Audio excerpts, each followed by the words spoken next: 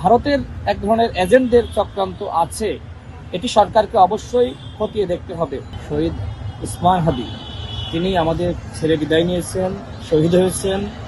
আল্লাহর কাছে দোয়া করি আল্লাহ যেন তাকে জান্নাতবাসী করেন। আমাদের জন্য অত্যন্ত কষ্টের যে আমাদের ভাই উসমান হাদি আমাদের মাঝে নাই।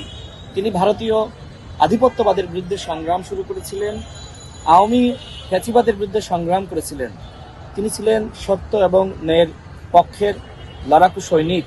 সেই সৈনিককে আমার কাছে মনে হয় শুধুমাত্র দেশীয় ষড়যন্ত্র না, তিনি যে হত্যাকাণ্ডের শিকার হয়েছেন, এক্ষেত্রে ভারতের এক ধরনের এজেন্টদের চক্রান্ত আছে, এটি সরকারকে অবশ্যই খতিয়ে দেখতে হবে।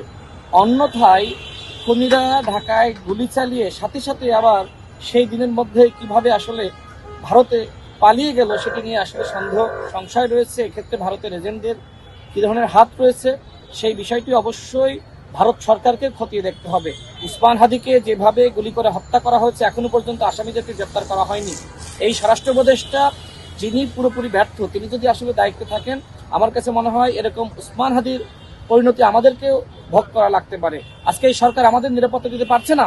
আজকে আমার ভাইয়ের জানাজায় যাচ্ছে, আমার কাছে মনে হয় এই সরকারের জানাজা আগে আমাদের করা দরকার ছিল।